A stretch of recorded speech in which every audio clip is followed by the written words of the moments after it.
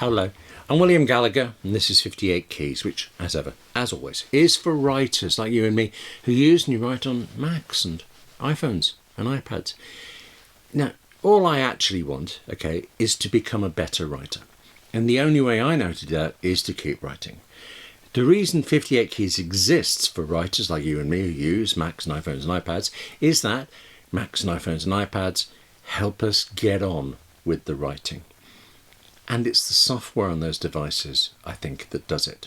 That do it so well that I actually adore apps. Specifically 7 Mac apps that have made my work easier this year. Now, you may well already know these, you may already love them, and actually I suppose you might already hate them. I mean, no app is for everyone, probably. But as well as these are writing apps, or they are apps for writers that I have hugged in 2023. They're not new. It doesn't mean they all came out this year. One did. But the rest could be decades old. It's just that this year I appreciated them all over again, and I want to enthuse at you about them. Yeah, no, 7's a funny number, isn't it? I couldn't keep it to 5. And if I'd gone to the full 690, well, I think you would have visibly aged in front of me. And actually, if I'd just let myself use one more, to do up OmniFocus, you would never have shut me up. So 7 it is, and in no particular order, other than I front-loaded this with apps for actual writing and I've back-loaded it with ones that are more for the business of being a writer. Let's go. 1. No, come on, you can't start with almost a sense of drama, William. Come on. 7, that's better. 7th on the list, but frankly much higher in my heart, is Scrivener. If you don't happen to already know it, Scrivener, it is a word processor, but it's like it's a word processing environment, studio, maybe that might be going too far. Actual writing in it, actual typing, excellent. But you can also do things in it that Word and Pages can't. You could see chapters 7 and 17 next to each other. You can hide everything except that really problematic chapter 9. Bit personal there. Plus, what I've been doing for the last couple of months is I'm writing chapter 9 or others and then dragging it out of my book, tucking it away in a folder I've decided to call NFG. That's a term that apparently special effects crews used to use. A shot that's good gets labelled G, one that's not is NG, and NFG, yeah, that's it. So I've ditched chapter 9, abandoned it, but it's still there in Scrivener. It's still there in the document until I decide that either it wasn't so bad, or at least it's better than everything else is in chapter 10, and I drag it back in if I want to. Scrivener in the same way also lets you keep notes, drafts, research, all in the book, but all similarly out of the way until you want them, until you want to read them, want to use them. So drag in websites, drag in PDFs. I don't think Scrivener, well, it has been updated this year. I think it's 5 years since Scrivener has been updated, beyond things like keeping it updated to work with the latest versions of the Mac and the iPad. But honestly, I didn't even notice that until someone asked. It was good in 2017. It's still this good in 2023. Scrivener costs $60 for the Mac or $24 for the iPad, and it's available from Literature and Latte. Great name, link in the description. Number 6 is Drafts 5. On the surface, this is just a simple text editor whose big benefit is that you pick up the iPhone and you start writing. No creating a document first, no opening a template, just pick it up, there's a blank page, write on it, put the iPhone down, and a few moments later, pick it back up again and start writing on another blank page that's just there waiting for you. Drafts 5, also it has actually an astounding number of extra features. Top of my head, you could write something in Drafts, push a button and have it posted on your WordPress blog or emailed to somebody or both. Countless possible actions they're called, and I hardly use any of them.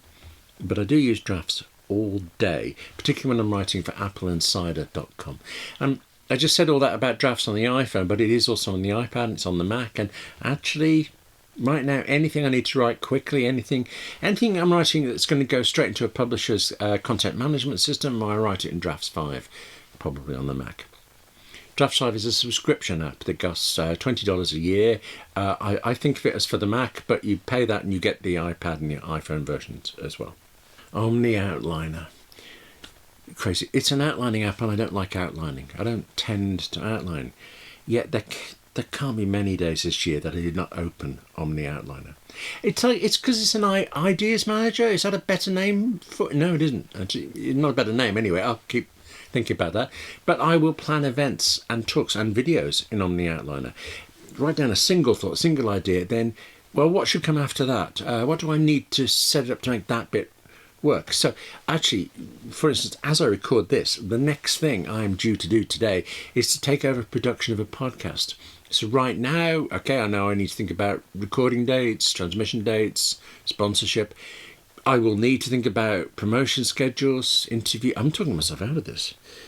No, but I already have an Omni Outliner document that has all of that and quite a bit more just listed out in the order I thought of it. I'm going to add answers and I'll add notes to each bit, and then I imagine I'll be rearranging things so that for any one episode I'll know I need to do this first, and I'll probably know when I need to do it. All of that, when I'm done, will go into my to-do app and I'll just do it.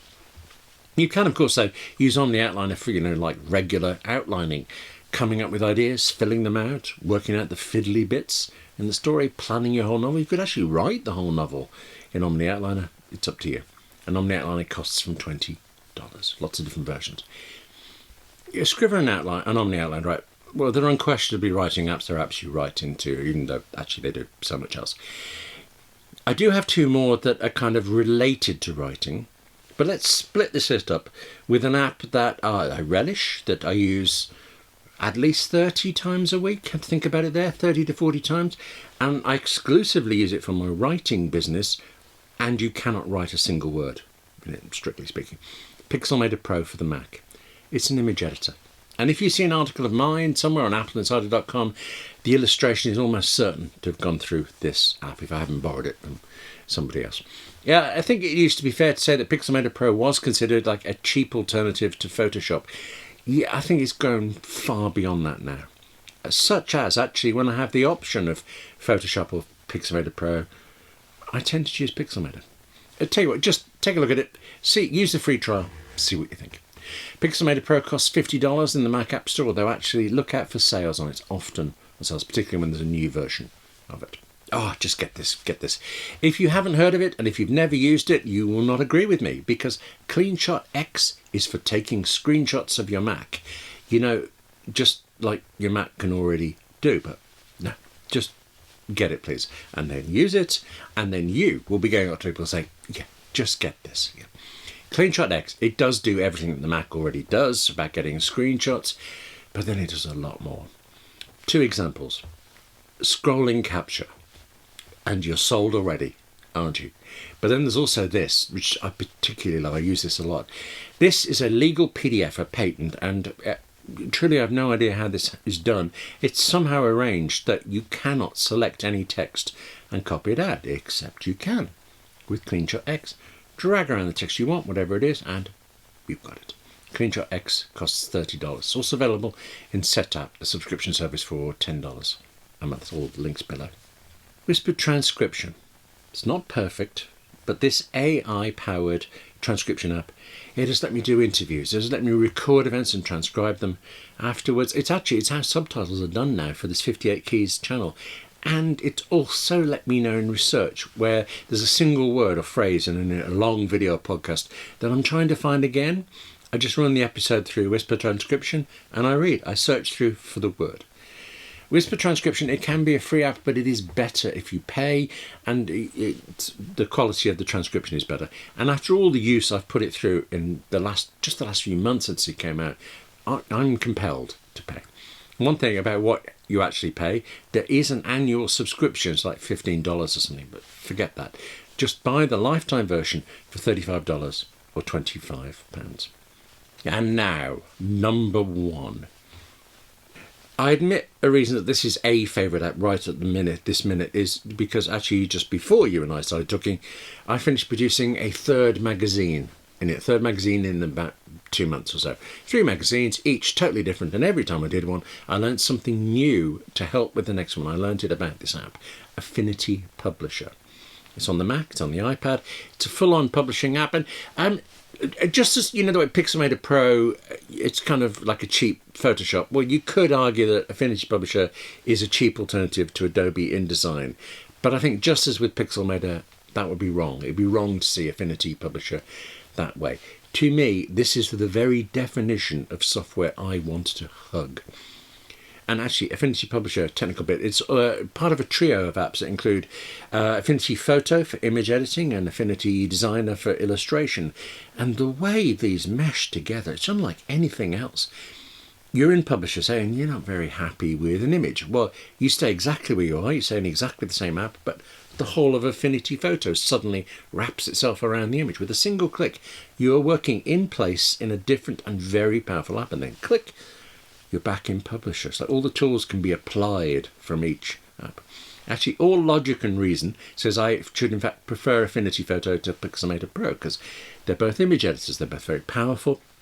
And Affinity Photo has this meshing thing, which makes it as much a part of Publisher as Publisher is. Love all of that stuff, and yet, gotta admit, I can never quite grasp how to use Affinity Photo. I mean, I know it's my failing, but compare that to Affinity Publisher, right? I've looked at the odd YouTube video for Publisher, I've read the odd Affinity support document, but otherwise I'm self-taught and I'm loving it. And the magazines actually that I've been producing it seem to be, so far, seem to be going very well. So I'll stick with what we've got. Affinity Publisher, it costs $70 on the Mac, $20 on the iPad, but again, there are often sales. And actually this time, check out the site because there's a bundle, always a bundle where you can get Publisher, Photo and Designer together. In fact, I tell you what, just use the free trial, okay? This is a good one to use a free trial for. Now, I know your list of huggable apps for writing or for writers will be different from mine, but that is what the whole YouTube comments thing is for. I want you to have apps that you relish as much as I do. And if you do have apps that you relish and I don't, I want to know about them. We could swap. In the meantime, I just think it is marvellous that there is these apps, that there is this software that makes our writing and our writing business a pleasure. It's fantastic. But for now, that's it for this edition of 50 Keys. Thank you very much for watching. Take care of yourself, eh? Write more as well. And I'll see you soon.